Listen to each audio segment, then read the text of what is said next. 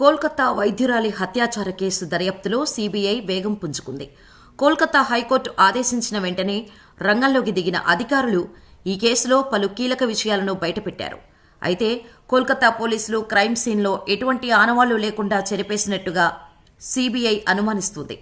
అంతేకాదు, వారం రోజులుగా జరుగుతున్న విచారణలో ఆర్జీకర్ ఆసుపత్రి అండ్ కాలేజీ మాజీ ప్రిన్సిపల్ సందీప్ ఘోష్ రోజుకో పొంతనలేని సమాధానం చెప్పడంతో సీబీఐ కీలక నిర్ణయం తీసుకుని సందీప్ ఘోష్ సహా ఈ కేసుతో సంబంధమున్న మరో 4 వైద్యులకు పాలిగ్రాఫ్ టెస్ట్ చేసేందుకు సిద్దమయ్యారు. ఈ మేరకు కోల్కతా ప్రత్యేక కోర్టును పాలిగ్రాఫ్ టెస్టుకు అనుమతిని కోరింది. సీబీఐ చేసిన విజ్ఞప్తిని కోల్కతా ప్రత్యేక కోర్టు అనుమతినిచ్చింది. ఇప్పటికే నిందితుడు సంజయ్ రాయ్కి పాలిగ్రాఫ్ టెస్టుకి అనుమతి లభించింది.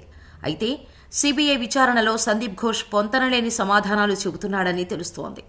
విచారణకు ఏమాత్రం సహకరించడం లేదనే సమాచారం బయటకు వస్తుంది. ట్రైనీ డాక్టర్ కేసులో సందీప్ ఘోష్ కీలక పాత్ర పోషించినట్టు అనుమానిస్తున్నారు. దీనికి కారణం క్రైమ్ సీన్ జరిగిన తర్వాత సందీప్ ఘోషే ట్రైనీ డాక్టర్ కుటుంబానికి తప్పుడు సమాచారం ఇప్పించడం. అంతేకాకుండా ప్రణాళిక ప్రకారం క్రైమ్ ఆఫ్ సీన్ కూడా మార్చేసినట్టుగా సీబీఐ అధికారులు సంజయ్ ఘోష్ను అనుమానిస్తున్నారు. ఈ క్రైమ్లో సందీప్ ఘోష్తో సహా మరో 4 వైద్యులు ఉన్నట్టుగా సీబీఐ భావిస్తోంది. సో మరింత సమాచారం వారి నుంచి రాబట్టడం కోసం లై డిటెక్టర్ పరీక్షకు రెడీ అయింది. లై డిటెక్టర్ పరీక్షతో కీలక సమాచారాన్ని సీబీఐ రాబట్టనుంది. పాలిగ్రాఫ్ టెస్టుని డిటెక్టర్ టెస్ట్ అని కూడా అంటారు. ఈ టెస్టు ద్వారా దర్యాప్తు చేస్తున్న అధికారులు ప్రశ్నిస్తున్నప్పుడు నిందితులు చెబుతున్న సమాధానాలు నిజాలేనా లేదా అబద్ధమాడుతున్నారా అనే విషయాన్ని తెలుసుకోవచ్చు. ఈ టెస్టు కోసం ఎటువంటి మందులను, డ్రగ్స్ ని ఉపయోగించరు.